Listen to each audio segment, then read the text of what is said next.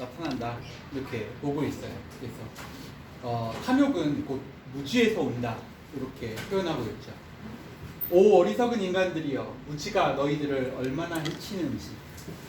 모든 것을 초월하는 지혜를 가진 분은 하늘들을 만드시고 인도하는 자를 배치하시어 세상의 온 사방이 빛나도록 빛을 동일하게 나눠주셨는데 그녀는 헛된 재화를 때때로 이 민족에서 저 민족으로 이 핏줄에서 저 핏줄로 옮겨 인간의 지혜가 막을 수 없도록 하셨다.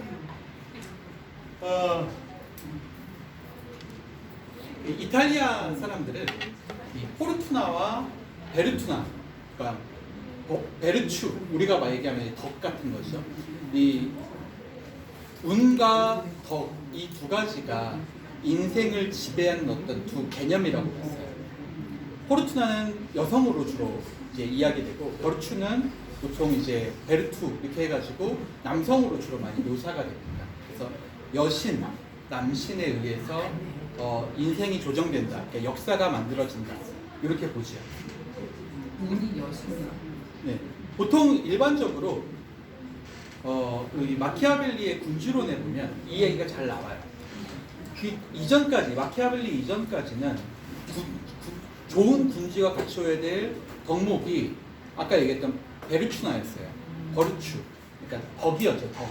그러니까 덕성을 가지고 있으면 그 덕성을 통해서 좋은 정치를 할 수 있다라고 보던 게 일반적인 사고방식이었어요.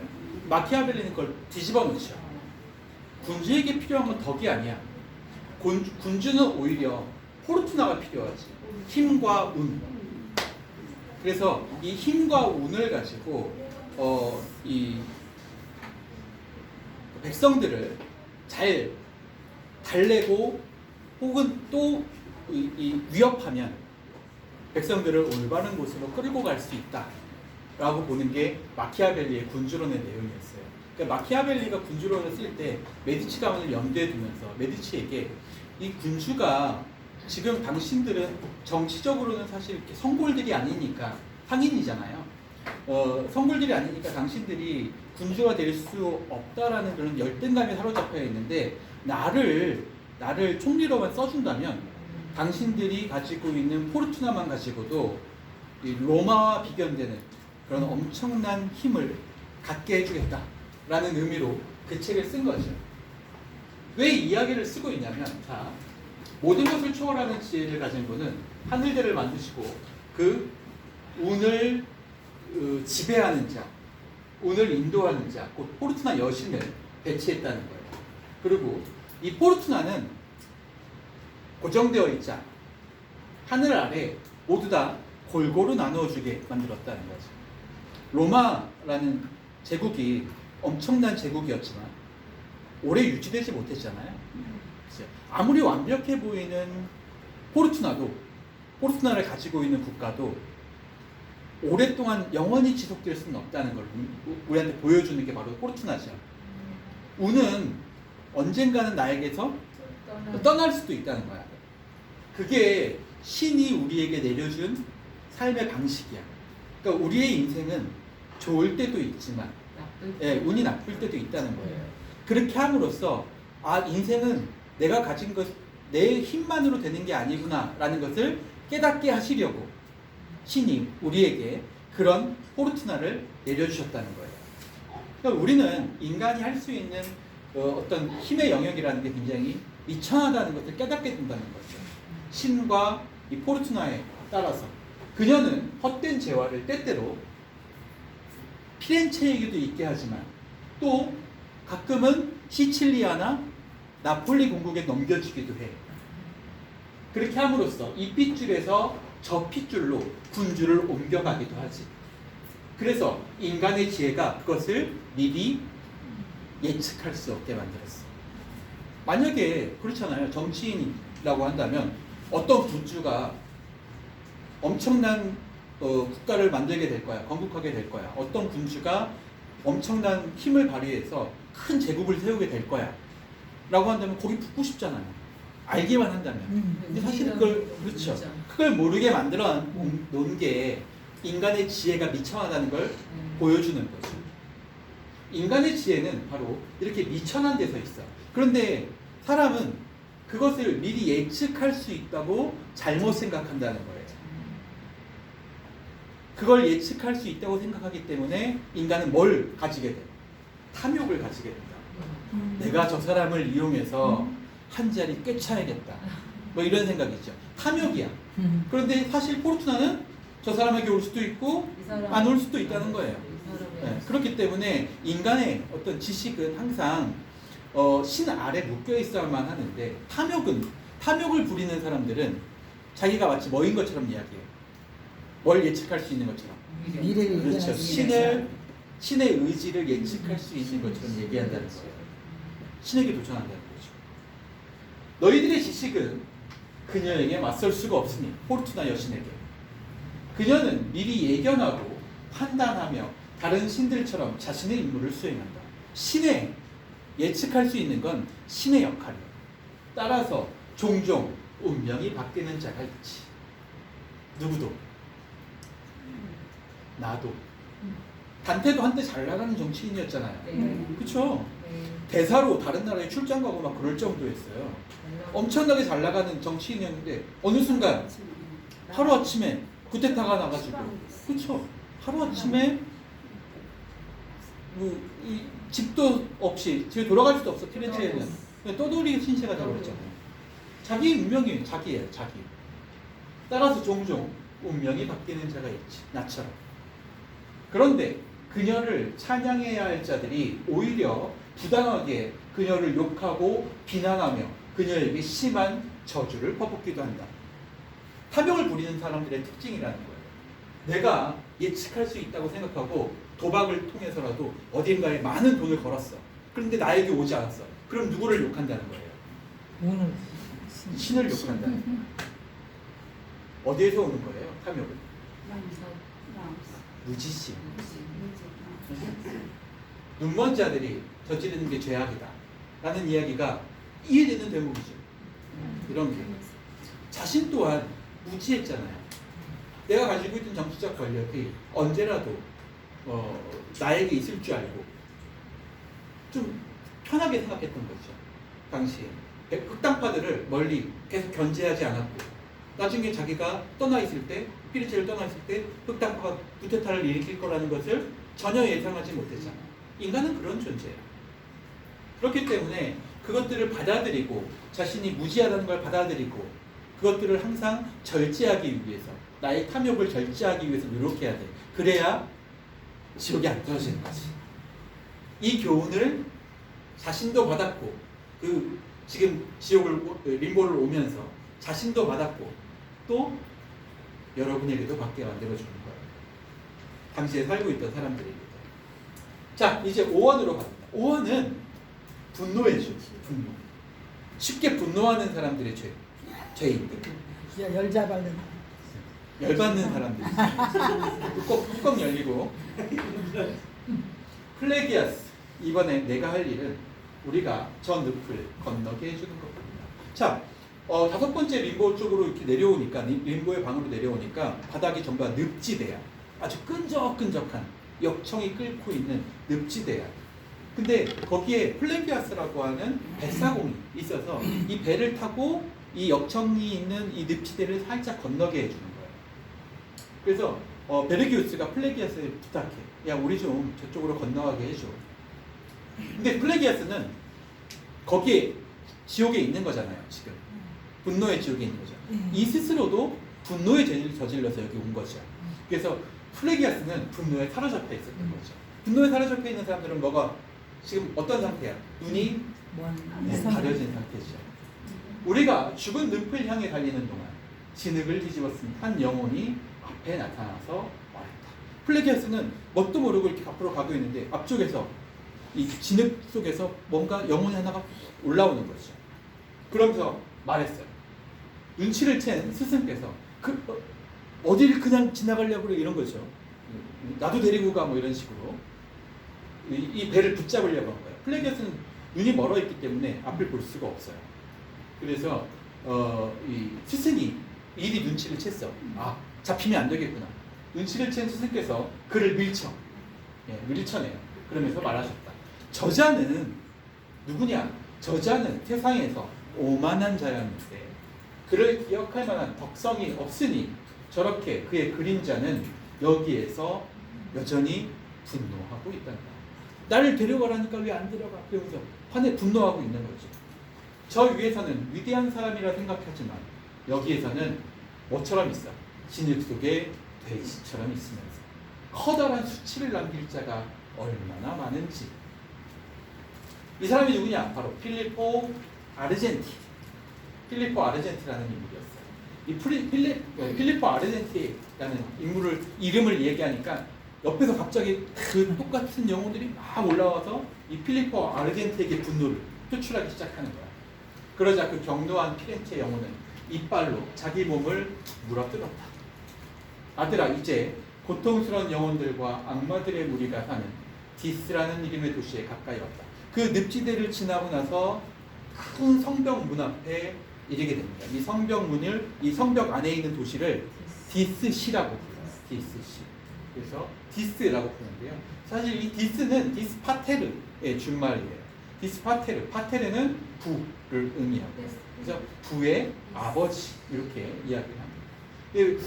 예전에 이제 우리 신화의 세계 하신 분들은 어느 정도 들었던 얘기일 텐데, 과거에는 이 지옥의 주관자였던 하데스라고 부르는 거를 굉장히 뭐랄까요, 좀 두려워했다고 해요. 하데스의 이름을 부르는 것만으로도 굉장히 두려워해서 하데스의 이름을 하데스라고 부르지 않고 플루토, 부유한 자 이렇게 불렀다고 알려져 있죠. 그래서 이 플루토를 나타내는 말이 바로 이 부의 아버지라는 뜻이에요. 그래서 디스파테르. 그래서 이 디스파테르의 이름을 따서 이 지역을 디스시 이렇게 부르게 된 거죠. 여기에 가장 아래쪽에, 구지옥이죠. 아래쪽에 바로 마왕 루키페르. 그러니까 영어로 하면 루시퍼. 네, 루시퍼죠. 루시퍼가 사는 지옥의 하부가 나오게 됩니다. 거기까지 이제 여행을 해나가는 과정을 보여주고 있습니다. 디스는 어떤 곳이냐 그러면, 디스시는 이방인들이 사는 곳 이렇게 알려져 있습니다. 회교도들이 머무는 곳 이렇게 표현하죠. 회교도. 그러니까 다른 종교를 가지고 있는 사람들, 그리스도교가 아닌 다른 종교를 가지고 있는 사람들은 전부 다 가톨릭에 따른다면, 교리에 따르면 다 지옥에 있어야 돼. 근데 이들을 신기하게도 가장 아래쪽에 지옥에 넣지 않고 있다는 거예요. 신을 배신한 사람들이잖아요. 그런데 이 디스시, 그것도 무절제의 공간에 넣었다는 거죠. 그러니까 상부 지옥에 넣었다는 거. 뭔가 좀 의미심장한 이야기예요. 어떤 신을 믿는지의 여부가 중요한 게 아니다라는 그런 의미처럼 또 받아들여지는 내용이죠. 어떻게 하면 내용이 어떻게 진행되는지 볼까요? 스승이요, 저 계곡 안에 있는 회교단들이 눈에 분명히 보이는데 불 속에서 나온 듯이 불구스레 하거든요. 그러니까 디스시 너머로 언뜻 디스시의 모습이 보여요. 성벽 너머로. 디스시의 모습을 보니까 회교단, 그러니까 이슬람 성전들이 쫙 펼쳐져 있는 거죠. 그래서 근데 뭔가 불타고 있는 것처럼 거기가 회교당이 이제 우리가 알다시피 로마네스크 양식으로 되어 있잖아요. 전부 다 둥글게 돼 있어요. 위에가. 그래서 이 로마네스크 양식으로 되어 있는 회교당의 돔이 빨갛게 불타고 있는 것처럼 보인다. 이 얘기죠. 불구스레하군요. 스승께서는 나에게 내가 보다시피 저 안은 뭘로 가득 차 있기 때문이야. 불태우는 영원한 물이 가득 차 있기 때문이지. 여기 낮은 지옥을 저렇게 붉게 물들이고 있다. 불이 뭔가 굉장히 불로 가득 차 있기 때문에 이 붉게 보이는 거야. 이렇게 얘기하는 거죠. 성문 위에는 하늘에서 떨어진 자들이 엄청나게 많이 보였는데 그들은 다 같이 화를 내면서 소리쳤다. 죽지도 않고 죽은 자들의 왕국으로 가는 자가 누구냐? 다트를 의미하는 거죠. 다트는 아직 죽지 않았는데 저승 여행을 하러 왔으니까 죽지도 않고 죽은 자들의 왕국으로 가는 자가 누구냐? 그러니까 베르길리우스가 자신 있게 나서면서 두려워 마라. 우리의 길은 그분께서 주셨으니 아무도 방해하지 못하리라. 예수를 의미하는 거예요. 그분께서 우리를 인정하신 것이니까 너희들이 막을 수 없다. 이 얘기죠. 우리의 적들은 내 스승의 눈앞에서 성문을 닫아버렸어요. 그런데도 불구하고 디스시에 들어오지 못하도록 성문을 닫아버렸죠. 밖에 남은 그분은 나를 향하여 느린 걸음을 옮기셨다. 뭔가 좀 머쓱한 거죠. 내가 뭔가 자신 있게 문 열 수 있을 거라고 생각했는데 내 얘기를 듣고도 문을 닫아버리니까 좀 머쓱한 거야. 어우, 또 봐요. 그래서 느린 걸음으로 자기한테 이제 느리게 터벅터벅 걸어온 거예요. 눈은 땅바닥을 향하였고 면목이 없구만. 이러죠. 눈썹에는 당당함도 없이 한숨을 쉬며 말하였다. 누가 나에게 이 고통의 집을 거부했는가? 그러니까 자신으로도 자기가 길잡이인데 길잡이의 그런 어떤 면목이 없죠. 여기를 당연히 열어줘야 되는데 내가 열어주지 못하고 여기서 막혔구나. 근데 생각해보면 마찬가지죠. 베르길리우스는 뭐예요? 이방인이죠. 베르길리우스도 이방인이에요. 그러니까 자신도 결국에는 여기에서는 죄인으로 취급받고 있다는 사실을 자기를 사람들이 알아주잖아. 단테나 알아주지. 그렇죠? 단테나 알아주지 뭐 여기 있는 사람들이 알아주겠어요?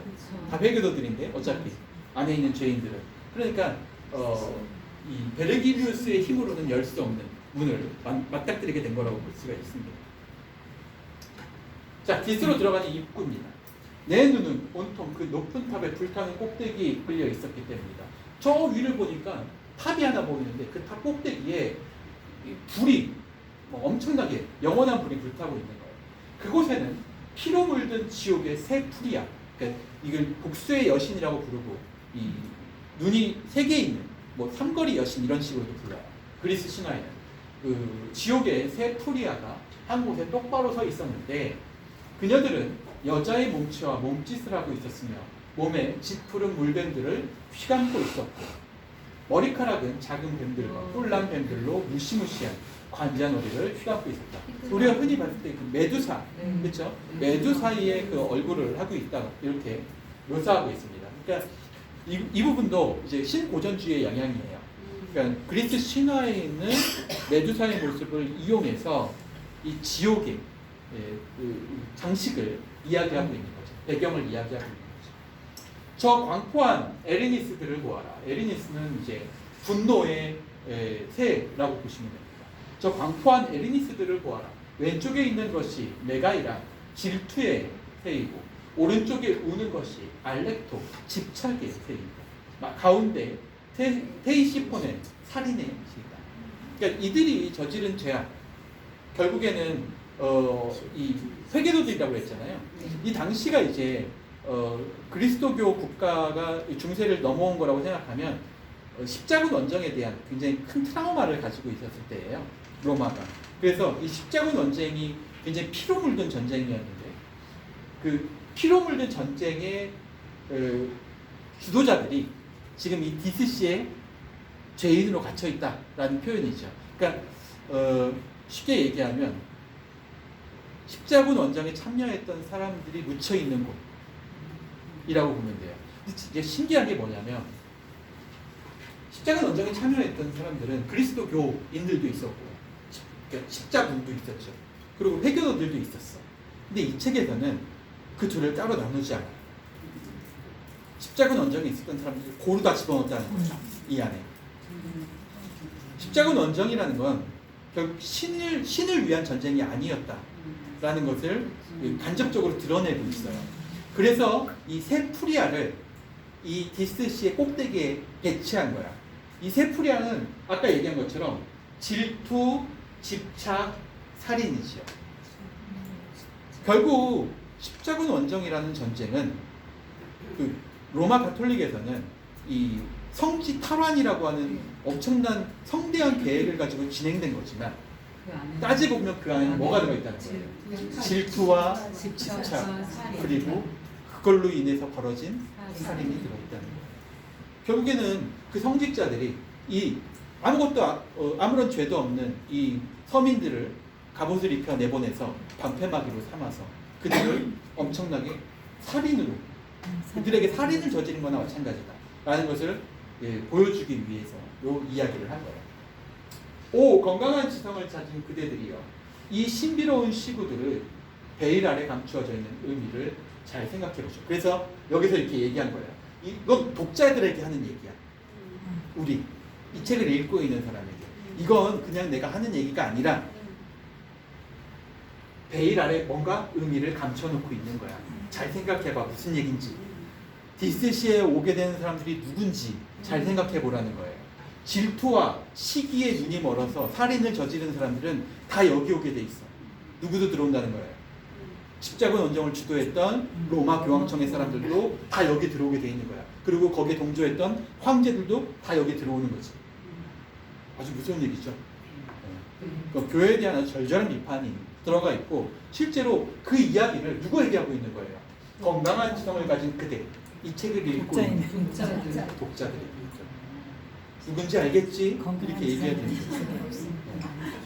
아주 멋진 표현이에요. 스승님이 내 눈을 풀어주며 말했다. 저 오래된 거품 너머 안개에 자욱한 곳으로 내 시선을 집중하도록 해라. 눈이 아른거려가지고 거품이 껴가지고 아른거려가지고 저 빛을 보다 보니까, 하늘에 있는 불꽃을 보다 보니까 눈이 아른거려가지고 제대로 볼 수가 없는 거야. 그러니까 베르길리우스가 눈을 닦아주면서 얘기하는 거예요. 자, 저 오래된 거품 너머에 안개 자욱한 곳으로 시선을 집중해봐. 그분은 종종 왼손을 눈앞에서 흔들어 얼굴에서 빽빽한 대기를 헤쳐냈는데 나는 하늘에서 온 사자임을 알아차렸고 스승님께 몸을 돌리자 스승님은 조용히 그분에게 고개를 숙이라는 신호를. 예수가 내려온 거예요. 직접 문을 열어주고. 네. 베르길리우스가 문을 열지 못하니까 예수가 직접 내려와서 내가 가야겠. 그렇지. 문을 열어주겠다라고. 예. 근데 눈이 뻑뻑해져가지고 눈을 이렇게 떠보니까 이제 고개를 숙여라. 그분이 오셨다라고 하면서 베르길리우스와 둘 다 단테가 고개를 숙이면서 디스시로 들어갈 수 있게 되는 거죠. 결국 십자군 원정은 신이 원한 전쟁이 아니었다라고 단테는 평가하고 있는 거예요. 네. 너무 사람을 많이 그러니까 누구에 의해서도 이 살인이 저질러질 수 있었던 살인이다라는 걸 우리한테 의미하죠. 그리고 거기에 책임이 있는 자들은 모두 다 이 디스시에 와 있고, 그 디스시를 관장하는 사람은 오로지 누구뿐이 없어. 예수뿐이 없어. 신뿐이 없어. 인간의 힘으로도 안 되고 베르길리우스도 이럴 수 없어. 자, 우리는 그의 성스러운 말에 힘입어 그 땅을 향해 우리의 걸음을 옮겼다. 드디어 디스시로 들어가게 됩니다. 우리는 다툼 없이 안으로 들어갔으며 예수가 이끌어주고 있으니까 다툼이 없죠. 성벽이 둘러싸고 있는 상황을 보고 싶은 생각에 사로잡힌 나는 안으로 들어서자 주변을 둘러보았고 사방에 넓은 들판이 사악한 형벌과 고통으로 가득 차 있음을 보았다. 어떤 고통이었을까요? 사방이 무덤들 천지였는데요. 무덤들 사이에는 불꽃들이 흩어져 온통 불타고 있었기 때문입니다. 관의 뚜껑들은 모두 열려 있었고 분명 처참하고 고통스러워 보이는 무서운 탄식들이 그 안에서 흘러나오고 있었다. 스승님은 여기에는 누가 있다? 이단의 우두머리들이 모든 종파의 추종자들과 함께 있다. 단지 회교도만 있는 게 아니야. 신의 이름을 내세워서 살인을 일삼은 자들, 모든 종파. 그래서 이렇게 얘기한 거죠. 모든 종파의 추종자들.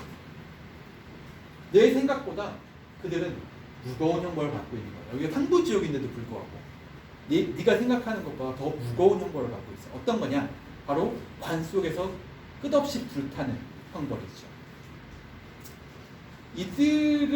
사실 이들은 관에서 나올 수 없는 형벌을 받게 된 거고, 그 관은 끊임없이 이 디스시에 의해서 불타고 있다. 이야기됩니다. 생각해보면 당시에 십자군 원정을 통해서 죽은 많은 십자군의 죄인 참여했던 병사들이 대부분 이 십자가가 그려져 있는 관 안에 그냥 매장이 됐어요. 전부 다 가져올 수가 없으니까 현지에서 매장이 됐다는 거예요. 그래가지고 그들이 묻혀 있는 관을 나중에 회교도들이 파헤쳐. 왜냐하면 이들이 묻힐 때 그들이 가지고 있던 소지품하고 같이 이제 그냥 뭐 이렇게 하지 않고 그냥 다 묻어버렸으니까 재물들을 훔치려고 보석이라든가 이 철제 이런 재물들을 훔치려고 전부 다 이 관을 뚜껑을 열었거든요. 그리고 시체는 나비둔 채 벗겨둔 채 그 갑옷들만 가지고 전부 이제 도굴이 된 상황이에요. 그 상황을 묘사한 거라고 보시면 돼요. 그 안에서 끊임없이 근데 그 안에 바깥으로 나오지 못하고 그 안에서 끊임없이 고통받고 있다. 이야기죠. 그 중에 이제 알아볼 만한 사람이 나와요. 이단자들의 지옥 안에. 무덤 속에 누워있는 자들을 볼 수 있을까요? 단테가 물어봐요, 스승이. 누가 어떤 사람이 저기 있는지 좀 보고 싶다. 그러자 그분은 나에게 저 위에 남겨둔 육신을 갖고 여호사밧에서 이곳으로 돌아올 때 모든 뚜껑이 닫힐 것이다. 이들은 언제까지 고통받냐? 예수가 다시 재림해서 최후의 심판이 있을 때까지는 계속 이 고통을 받아야 돼. 육체와 함께 영원히 죽는다고 생각했던 에피쿠로스 학파도 바로 여기 있지. 그의 모든 추종자들이 바로 이곳에 자신의 무덤을 갖고 있다. 그리스 시기에 있었던 많은 이방인들도 마찬가지로 다 여기에 들어와 있다. 근데 이들이 가지고 있었던 생각, 영혼의 불멸에 대한 이 반대죠. 에피쿠로스 같은 경우에도 영혼이 죽는다고 생각했다는 거예요. 그렇기 때문에 가톨릭에서 이야기하는 영혼 불멸이라고 하는 개념을 거스렸던 사람들이고 그 사람들도 바로 여기에 있어요. 오 산체로 불의 도시를 지나가며 그렇게 솔직하게 말하는 토스카나 사람이요. 근데 이렇게 이야기하면 베르길리오스와 단테가 이야기하면서 지나가고 있는데 갑자기 관에서 소리가 들리는 거야. 거기 누군가 내 고향 사람이 지나가는 것 같은데 이런 얘기예요. 토스카나 사람이요. 잠시 이곳에 머물러 주오. 갑자기 무덤들 중 하나에서 이런 소리가 들려왔기에 나는 떨면서 안내자 곁으로 다가섰다. 스승님은 말했다. 무엇 하느냐? 보고 싶다며. 바람. 곧게 일어선 파리나타, 메넨테라는 인물이에요. 파리나타를 보아라. 허리 위로는 완전하게 보이리라. 이 정치적인 인물이고 당시에 이 기벨리니파인 단테와 대적했던 인물이에요. 그래서 흑당파의 지도자인 파리나타, 그 별명이 이제 메넨테였는데 메넨테가 이제 그 이단자의 지옥에서 불타고 있는 장면을 묘사하고 있는 거죠. 왜 어차피 흑당파의 지도자니까 같은 기벨리니의 일원이었고 황제파의 일원이었는데 그 역시 그리스도교 사람이었고 그런데도 불구하고 왜 이단자들의 지옥에 넣었을까? 그대의 조상들은 당당하게 나와 내 조상들, 내 당파에 대항했고 그래서 나는 2번이나 쫓아버렸지. 너희들을 흑당파로서 백당파인 너희들을 쫓아내버렸지. 나는 대답하여 이렇게 얘기해요. 단테가 그들은 쫓겨났어도 나 같은 백당은 쫓겨났어도 사방에서 2번이나 다시 돌아와서 집권에 성공했잖아. 둘이 서로 정치적인 대결을 이야기하고 있는 거예요. 당신들은 그 기술을 배우지 못했지. 그래서 네가 여기 와 있는 거야. 졌으니까. 그러자 곁에 열린 뚜껑에서 그림자 하나가 파리나티의 턱까지 일어났으니 아마 무릎으로 일어난 모양이었다. 그대의 높은 지성 덕택에 어두운 감옥을 지나고 있다면 내 아들은 어디에 있는가? 왜 함께 오지 않았는가? 여기서 말하는 이 인물은 당신의 아들 구이도의 아버지를 의미해요. 이 구이도는 이 단테의 친구였다고 해요. 정치적인 친구이기도 하고 문학적인 동지였기도 하고요. 근데 이 구이도를 이 구이도의 아버지를 지옥에 있는 걸로 이야기하고 구이도는 여전히 살아 있었어요. 그래서 구이도 이야기를 하면서 당신 아들 구이도는 아마 그를 경멸했던 모양입니다. 이렇게 이야기하면서, 그러니까 이 책의 미주에 보면 이런 얘기가 나오죠. 구이도는 단테와 함께 청신체의 일원이었다. 이렇게 얘기하고 있어요. 그러니까 문학적인 동지이자 정치적 동지였어요. 그런데 베르길리우스, 그러니까 지금 길잡이를 하고 있는 베르길리우스 있잖아요. 이 베르길리우스에 대해서는 이 청신체 안에서 2파로 나뉘었다는 거야. 베르길리우스를 존중하는 파와 베르길리우스를 비판하는 파르나미였죠. 아마도 추정하기에 구이도는 잘 모르니까 사람들이 단테가 베르길리우스를 존경했던 거에 비해서 구이도는 그 이 베르길리우스를 존경하지 않았던 파에 속해 있었다고 추정할 수 있다고 봐요. 그래서 서로 달랐으니까 이 자기와 다른 생각을 가지고 있는 구이도를 비판하기 위해서 구이도의 아버지가 지옥에 있다. 그러니까 이방자들의 지옥에 있다라고 묘사를 한 거라고 볼 수가 있습니다. 근데 이게 우리가 봤을 때는 굉장히 좀 이렇게 뭐랄까요? 어떻게 아버지를 지옥에 넣는 설정을 할 수 있을까? 근데 이게 당시에는 하나의 유머야. 네, 유머. 그러니까 재치 있게 주변 인물들이 하나씩 배치해서 그 안에 비꼬는 거죠. 이게 이런 조롱 같은 것들이 당시에는 이해되는 정도의 개그야? 예, 그렇죠. 유머, 위트 있는 표현. 그래서 미켈란젤로의 최후의 심판에 그 교황의 얼굴들이 이제 지옥에 있는 걸로 묘사되는 장면들 같은 거 있잖아요. 이런 것도 이런 식으로 우리가 의미하면 돼요. 그러니까 당신 어떻게 교황의 얼굴을 저렇게 뭐 지옥에다 집어넣을 수 있어? 우리는 그렇게 생각하지만 당시에는 예술 작가한테 허용되던 일종의 유머야. 문학적 허용 같은 거죠. 그래서 이렇게 해도 되는 그런 문화적 풍토가 있었다고 추정해 볼 수 있어요. 그런 방식으로 이렇게 설명을 하고 있습니다. 이 책을 보면 좀 알 수 있는 것 중에 하나가 단테가 이 책을 쓰면서 이 책에서 자신의 정치적 입지와 자신의 정치적인 오해 같은 것들을 충분히 좀 많이 언급하고 있다는 걸 알 수 있어요. 근데 이 책은 자신이 그렇게 부패로 조작된 혐의를 받았다고 했잖아요. 이 조작된 부패 혐의를 받을 정도로 내가 나쁜 놈이 아니었어 라는 것을 피렌체 사람들에게 알리고 싶은 마음 같은 게 들어가 있죠.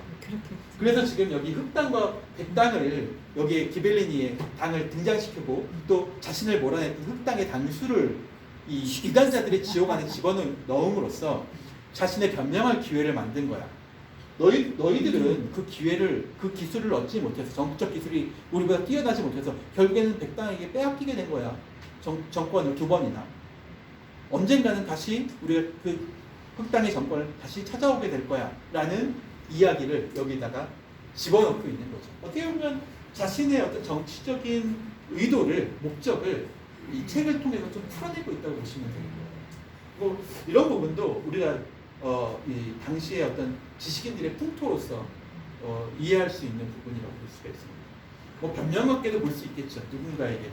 그리고 실제로 이 단테가 받았던 그 조작된 부패 혐의라는 게 정말 조작된 것인지는 우리는 알 수 없어요. 자료가 없어. 거기에 대해서는. 근데 실제로 조작된 것인지 아니면 실제 단테가 부패를 저질렀는지는 알 수 없죠. 이거는 철저하게 단테의 일방적인 시선으로 쓰여진 거니까 그렇게만 볼 수가 있어요. 자, 어떻든 세상 일은 우리가 알 수 없다라는 이야기를 하고 있는 거예요. 세상 일이 뜻대로 되지 않으면. 우리는 마치 시력이 나쁜 사람들처럼 멀리 있는 것을 보지만 그것은 최고 지도자의 빛이 비치는 동안뿐이지. 그런데 가까이 오면 우리의 지성은 쓸모없어서 다른 사람이 알려주지 않으면 그대들 인간사를 전혀 모르지. 그러니까 디스시를 지나오면서 단테와 베르길리우스가 하는 이야기예요. 단테의 머릿속에 남아있는 생각이죠. 결국 사람이 그 시절에는 옳다고 생각했던 일을 하고 있지만 그 옳다고 생각했던 일이 멀리 있는 빛이 비칠 때는 하나님의 빛이라든가 신의 언영에 의해서 하는 거야 뭐 이런 식으로 멀리 있는 빛이 비칠 때는 보이는 것 같지만 정작 그 눈앞에 그 일이 다가오면 그게 정말 옳은 일인지 옳지 않은 일인지 우리 눈은 알 수가 없다는 거예요. 십자군 원정에 참여했던 사람들이 교황과 사제들이 자 옳은 일을 하는 거야. 성지 탈환을 하는 거니까. 그러니까 기꺼이 너희 목숨을 바쳐도 너희 목숨은 다 천국에 갈 거야 라고 이들을 유혹했다는 거예요. 현혹시켰다는 거예요. 그렇게 해서 그 빛이 비치는 동안은 우리는 마치 뭔가 분명한 걸 보는 것처럼 빛을 보는 것처럼 분명한 걸 보는 것처럼 똑바로 우리 지성이 있다고 보지만 가까이 오면 그 일이 실제 가까이 다가와서 칼이 내 눈앞에 들어오게 되면 우리의 지성은 이미 그런 어떤 이야기들은 이미 쓸모 없어져 버려요. 성지 타락이라든가 그런 원대한 계획은 다 쓸모없고 당장 뭐가 중요해? 내 삶이 중요하고 내 가족이 중요하고 내 가질 것이 중요하다는 거죠. 그래서 옆에 있는 사람들이 알려주지 않으면 베르길리우스 같은 사람들 어떤 좀 자기보다 뛰어난 선현이 알려주지 않으면 그대들의 인간사를 전혀 알 수 없다. 무슨 얘기냐면 단테처럼 똑똑하다고 생각하는 인물도 베르길리우스라는 길잡이가 없으면 이 길을 잘 넘어올 수 있었겠어요? 그렇죠. 바로 그 얘기예요. 결국엔 나에겐 누가 있어? 길잡이가 있었기 때문에. 그래서 나는 앞도 볼 수 없는 이 무지몽매한 사람이니까 인간사에 있어서는 누군가를 믿고 따라오는 방법뿐이 없지. 그래서 우리에게 선현이 그만큼 중요하다. 이렇게 얘기하고 있는 거예요. 미래의 문이 닫히는 그 순간부터 우리의 지식은 모두 사라진다. 아무리 뛰어난 사람이라도 결국 그 지식으로 인해서는 뭐에 갈 수 없다. 그가 세운 공으로는 천국에 갈 수 없는 거예요. 그 얘기를 하고 있는 거죠. 그때 나는 실수를 후회하며 말했다. 난 내 실수를 후회하며 말했다. 지금 쓰러진 저자에게 말해주시오. 그의 아들은 아직 살아있다. 왜냐면 아까 얘기한 것처럼 구이도는 아직 살아있어요. 네. 근데 그 아버지를 욕보이기 위해서 아버지에게 실망시키기 위해서 당신 아들도 죽었어 이렇게 얘기해버린 거야. 네. 곧 올 거니까 기다리고 있어 이런 식으로 같이 묻힐 거니까 이런 식으로 얘기해버린 거야. 그런데 인간사라는 건 알 수가 없지. 그렇게 얘기하면서 지금 쓰러진 저자에게 말해주시오. 그의 아들은 아직 살아있다. 또한 내가 대답하기에 앞서 침묵했던 것은 당신이 방금 해결해준 문제, 지금 아까 이 위에서 해결해준 문제, 인간사에 대한 문제에 대해 생각에 몰두해 있었기 때문이다. 그래서 내가 당신에게 헛소리를 한 거야. 당신 아들이 죽었다고. 너무 슬퍼하지 마. 이렇게 얘기한 거죠. 여기 수천 명과 함께 누워있는데 페데리코 2세와 추기경이 여기 있다. 여기서 말하는 이 페데리코 2세는 프리드리히 2세 신성 로마 제국의 황제예요. 네. 에피쿠로스를 추종했던 인물이죠. 페데리코 2세와 추기경도 있어요. 그 옆에 붙어서 십자가 논쟁을 주도했다. 다른 자들에 대해서는 말하지 않겠다. 누구겠어요? 거기에 참여했던 많은 군주들이죠. 무고한 사람들을 지옥에 이끌, 지옥으로 이끌. 자, 이제 악의 원리에 대한 설명을 해요. 이제 드디어 상부지옥이 끝나가고 있어요. 그러면서 베르길리우스가 악의 원리를 설명하죠. 하늘에서 증오하는 모든 사악함의 목적은 불의이다. 모든 불의의 목적은 폭력이나 기만으로 다른 사람들을 해치는 것이다. 상부지옥에 있는 사람들은 불의를 저지른 사람들은 아니야. 무절제했기 때문이지. 절제하지 못했기 때문이라는 거예요. 불의의 목적은 뭘로 나타나? 폭력과 기만으로 나타나. 지금부터 이제 우리가 상부지옥을 벗어나서 하부지옥으로 갈 텐데 그 지옥에 있는 사람들은 바로 이 폭력과 기만을 통해서 불의를 사용한 사람들이야. 다른 사람을 해치는 일을 한 사람들이지. 기만이란 하느님께서 가장 싫어하는 인간 고유의 악이며 따라서 사기꾼들은 여기보다 더 아래에 있고 더 큰 고통을 받고 있다. 단테가 의문을 제시해요. 하느님께서 그들에게 분노하신다면서 왜 불타는 도시, 지금 이 이방인들의 도시 안에 그들은 벌받지 않는가요? 그러니까 이방인 도시 안에서 벌받지 않는가? 그들이 불의를 저질렀다는 얘기는 곧 하나님을 무시했다는 얘기잖아. 하나님을 무시했다는 얘기는 다른 말로 하면 이방인이라고 말할 수도 있고 이단자라고 얘기할 수 있지. 그렇다면 그들도 여기 있어야죠.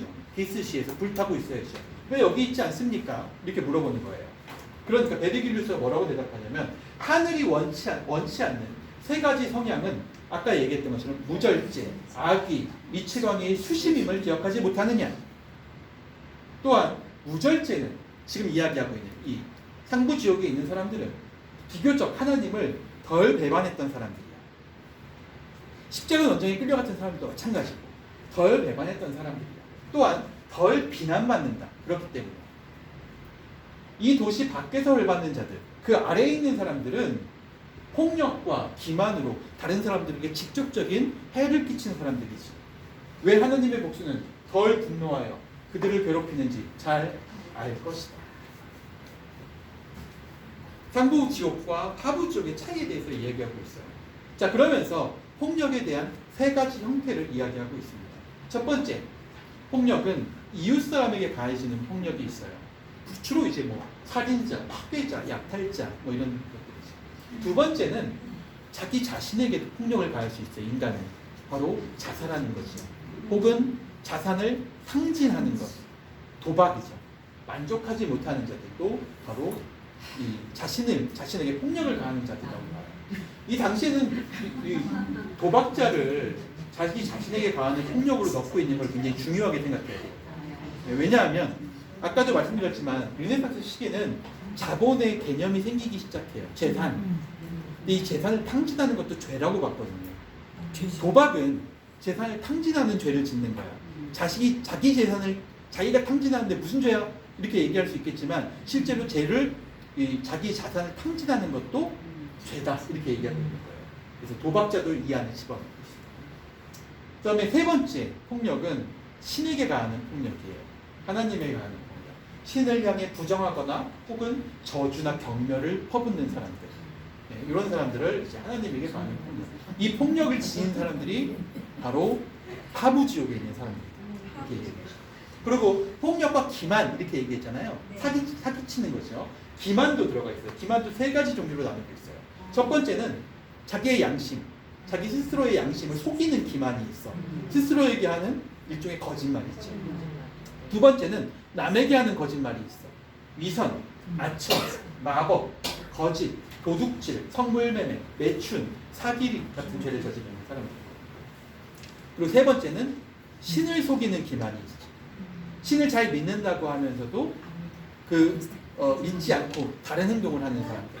믿음에 대한 기만을 저지르는. 이게 폭력과 기만을 저지르는 사람들이 바로 지옥의 하부에 있다. 이야기하고 있습니다. 그러면서 맨 마지막에 이걸 덧붙여요. 그 고리대금업자들. 단테가 물어보죠. 고리대금업이 하느님의 덕성을 모독하는 부분을 풀어 설명해 주십시오. 고리대금업이 지금 굉장히 횡행하고 있고 심지어 귀족들까지도 지금 고리대금업을 하고 있다는 거예요. 그걸로 돈을 벌고 있다는 거예요. 그러니까 베르기르 루스가 이렇게 답변해줘요. 철학은 그것을 깨치는 사람에게는 한 곳만 가르치지 않으니 성스러운 지성과 그 기술에 따라 자연이 제 진로를 잡아가는 것과 같다. 너희들의 기술은 자연을 뒤따르니 사람들은 모두 그 두 가지로부터 자신의 삶을 살아가고 발전해야 할 것이다. 그런데 고리대금업자는 다른 길을 가기 때문에 자연 그 자체와 그 추종자를 경멸하고 또한 다른 것에다 희망을 줍니다. 굉장히 중요한 얘기예요. 이것도 아까 이야기했던 것처럼 당시의 시대상을 반영하고 있어요. 우리가 알다시피 중동 지역이 당시에는 회교도들, 그러니까 이슬람교 지역이 돼요. 그러면서 유대교를 가지고 있었던 이스라엘 사람들은 정작 성지에서 쫓겨나게 되죠. 그래서 유럽 전역으로 서유럽 쪽으로 밀려 내려오기 시작해요. 그래서 이들이 주로 이제 이 유럽의 변방 같은 도시 같은 데 이제 머무르기 시작하는데 이들은 외국인이었는데 당시에는 외국인 등록법 같은 게 없으니까 이들은 이방인으로서 살아야 돼. 그 도시에. 그래서 유럽에 있는 도시들을 가면 유럽 도시 외곽 쪽에 가면 항상 게토라고 불리는 지역이 있어요. 그 지역들은 과거에 유대인들이 살았던 지역이야. 유대인들이 살던 지역들을 한쪽으로 묶어놨죠. 그들을 도시 안으로 들어오지 못하게 했어요. 왜냐하면 도시 안으로 들어와서 상거래 행위를 하려면 그 지역의 영지에 소속되어 있어야지만 돼. 그 시민이어야만 된다는 거예요. 시민이 될 자격이 없으니까 이들은 일도 할 수 없는 거야. 그래서 도시 외곽 지역에 머물러 살면서 자기들끼리 상업을 해요. 예, 그 유대교인들끼리만 상업을 한 거죠. 그러면서 점차 부를 불려가기 시작해. 그런데 그 불려난 부를 쓸 수는 없어. 왜냐면 도시 안에서 쓸 수는 없거든요. 자기들이. 그러니까 이 돈 늘어난 부로 뭘 할까 하다가 이 안에 있는 서민들에게 이 돈을 빌려주기로 하는 거죠. 근데 우리 뭐 이스라엘 사람들에 대해서 아는 사람들은 잘 알겠지만 이 사람들이 수에 굉장히 밝아요. 그래가지고 계산법 이런 것들을 이제 많이 연구해서 고리대금의 기초 체계를 만들어. 우리가 흔히 말하는 복리체계죠. 당시에는 없었어. 사람들한테 돈을 빌려줄 때, 야, 기한 내에 갚으면 이자가 이만큼이야. 그건 다 이해해요. 그런데 만약에 기한 내에 갚지 못한다면 매달 복리가 나갈 거야. 근데 그때는 그걸 이해하지 못해, 사람들은. 네. 그렇죠. 그러니까 처음에 내세웠던 적은 이자는 감당할 수 있을 것 같거든요. 그래서 돈을 빌리는 거예요. 그런데 나중에 기한 내에 갚지 못하는 경우가 많이 생기니까 그럴 때는 담보물을 빼앗기게 되는 거예요. 주로 이제 담보물이 자식이나 당시에는 부인, 네, 아내 이런 게 이제 당시에는 담보물이었죠. 그래서 그들을 이제 종으로 빼앗기게 되는 일들이 비일비재했던 거예요. 근데 이걸 막을 방도가 없는 거죠. 이것 때문에 결국 굉장히 오랫동안 유럽 내에서는 이 유대인들에 대한 혐오가 만들어지기 시작해요. 네. 그래서 유대인들에 대한 혐오가 우리가 알다시피 1차 세계대전과 2차 세계대전까지 들어가면서 굉장히 커졌고, 주로 이제 그때 당시에 이 유대인들에게 지어지던 일종의 별명 같은 게 예수 살해범이었어요. 왜냐하면 이들이 예수를 십자가에 못 박은 주범들이야. 이스라엘에 있으면서 이스라엘인들이었으니까. 그래서 예수 살해범이라고 모욕하기 시작한 거죠. 그리고 그들을 이방인으로 취급하면서 함께 섞여 살려고도 하지 않았고, 결과적으로 그런 분리주의적인 사고방식이 나중에 이제 홀로코스트 같은 엄청난 일로도 발전하게 된 거예요. 그게 언제부터 시작했는지를 보여줘요. 이게. 그러니까 이게 어떻게 된 거냐면, 고리대금업자들, 아까 얘기한 것처럼 이 이스라엘인들이 이 고리대금업을 하면서 썼던 그 계산법이 있잖아요. 아리스토텔레스는 왜 여기서 철학을 얘기하나요? 베르길리우스가. 아리스토텔레스는 우리가 가지고 있는 모든 기술은 자연을 뒤따른다. 자연을 모방한다. 라고 했어요. 가령 우리가 뭐 보고 있는 대부분의 기술들은 뭐 힘들 때 그러니까 뭘 끌고 가려고 할 때 힘들면 바퀴를 만들고 둥글게 만들어서 굴려가듯이 뭐 자연 속에 있는 어떤 모양을 모방해서 기술을 만들어내는 것이 인간의 기술이라고 본 거예요. 그런데 만약에 자연에 없는 것을 만들었어. 그렇다면 그건 잘못된 기술이라고 얘기해요. 그건 아리스토텔레스가 했던 얘기야, 과거에. 그래서 철학을 이야기하면서 너희들의 기술은 자연을 뒤따른다. 이 얘기를 하는 거예요. 그런데 고리대금업을 하는 사람들은 다른 길을 간다. 왜냐하면 고리대금의 그 규칙, 수학적 규칙들은 자연에서 찾을 수 없는 것들이야. 우리가 흔히 말하는 것처럼 쌀을 심으면 쌀이 나오고 콩을 심으면 콩이 나와야 되는 거야. 이게 기술이죠. 어떻게 하면 좀 더 많이 나오게 할까? 뭐 밭을 더 갈거나 뭐 물을 더 많이 쓰거나 뭐 이런 식으로 생각을 하지, 뻥튀기를 튀기듯이 무언가를 집어넣으면 갑자기 막 금으로 나타나고 이런 거는 자연에는 존재하지 않는 법칙이라는 거죠. 마찬가지로 고리대금업자와 함께 묶는 죄인들이 있어요. 연금술사들이었어요. 당시에는 금을 만들려고 했던 사람들. 근데 이 사람들도 자연에는 없는 규칙들을 만들어서 어떤 기술을 발휘하려고 한 거죠. 이런 것 때문에 결과적으로 고리대금업자들이 왜 죄인인가, 왜 아주 심각한 죄인인가. 자연은 신이 만들었잖아요. 그래서 자연 자체는 완벽해. 신이 만들었으니까. 신의 원리에 따라서 만들었으니까.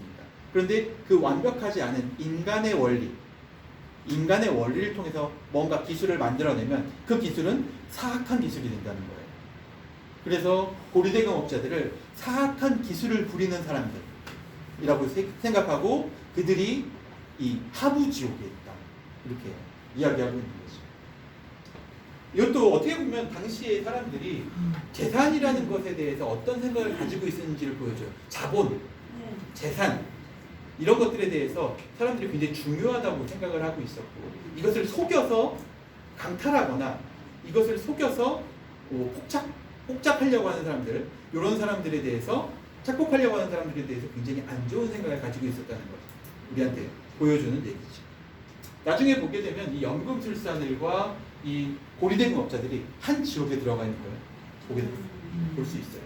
또는 마찬가지로 어떻게 보면 마법사들, 거짓 마법사들, 이런 마법사들, 마술사들 이런 사람들하고 또 같은 취급을 당하는 사람들이라고 볼 수 있어요. 자, 이 그림은 지금 우리가 보고 있는 산부지옥까지의 내용과 무절제의 산부지옥까지의 내용과 우리가 이제 다음 주에 보게 될 폭력과 사기 대신에 하부지옥에 대한 이야기를 그림으로 나타낸 거예요. 보시면 아시겠지만 처음에 시작할 때가 숲에서 시작하죠. 그리고 멀리 있는 그 빛나고 있는 이 성을 봐요. 산 꼭대기를 봐. 정상을 보고 막 가려고 해요. 정상 위쪽에 빛이 비치는데 그게 바로 예루살렘의 빛이죠. 그래서 예루살렘의 빛을 보고 올바른 길로 가려고 하다가 점차 계곡으로 이제 뒷걸음치어서 무서워서 뒷걸음쳐서 내려오다가 베르길리우스를 만나고 이 밑에 있는 지옥의 문을 통해서 점차 림보로 들어오게 되는 과정이죠. 그래서 림보에 지금 우리가 1고리부터 6고리까지를 봤어요. 그리고 림보의 1고리부터 6고리까지가 이 무절제 죄를 지은 사람들이어서 상부지옥, 좀 덜 중한 죄를 지은 사람들의 지옥이다. 이렇게 부르고 있어요. 뭐 보면 여기서 정리를 해놨는데 림보는 이제 성현들이 있고 두 번째 애욕, 탐욕, 그다음 낭비나 인색, 분노, 마지막으로 이교도 이렇게 여기까지는 적어도 무절제 때문에 만들어진 죄니까 이 상부지옥에 있다 이렇게 얘기하고요. 다음 주부터 우리가 보게 될 거는 7, 8, 9고리예요.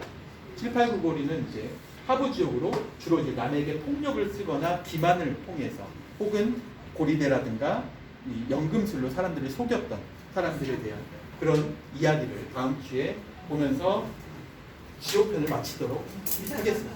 오늘 여기까지 하도록 하겠습니다. 수고하셨습니다.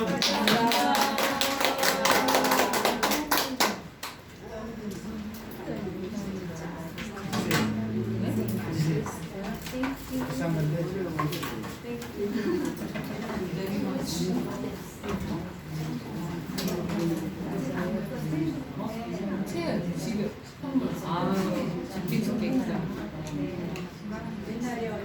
아니 내가 너무 글귀를 써주려고 거기다가 이렇게 써주려고 어디 플러스틱까지 했는데 잠시 들어가겠습니다. 저희끼리 믿으세요.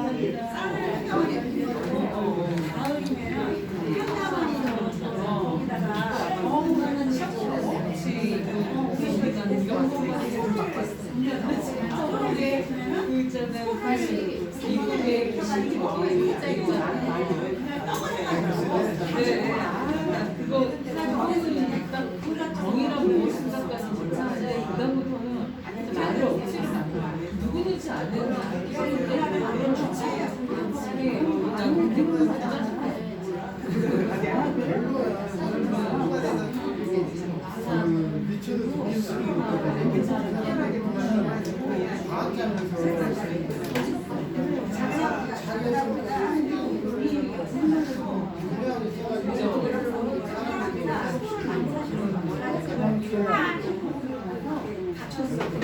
아우 졸려.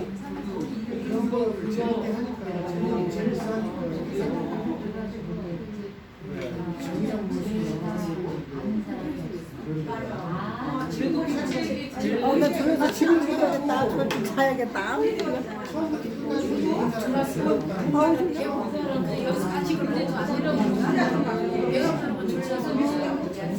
나 졸려 집에 못 가.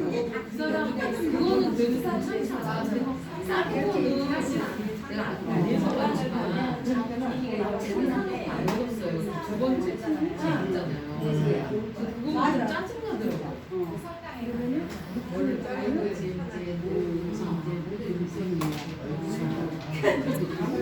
졸려. 알고 지금 쉬운 데가 더 많잖아. 그렇게 하는 게 지금 아니, 지가 아니라고 생각하는데 우리는 모르고 지금이지만 요새 뭐 지성인들도 솔직히 알고 지금 셀 많잖아. 서민들은 모르는 준비가 있고 근데 제이고 우리 보통 서민들은 그냥 했는데 제이고 나중에 알고 보면 이게 제이였어. 여기 있다가 이제 졸려. 졸려. 집에 갈 수가 없어, 졸려. 왜 이렇게 졸리세요?